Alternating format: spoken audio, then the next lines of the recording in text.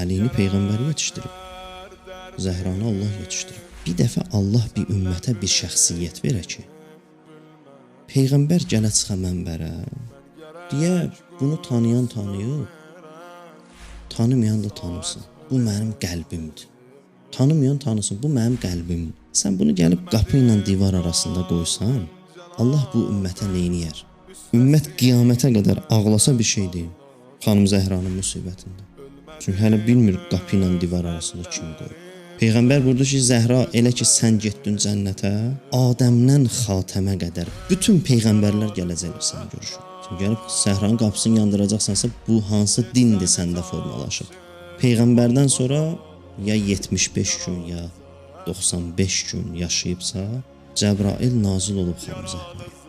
Allah peyğəmbərdən sonra Zəhraya təsəlli verdi.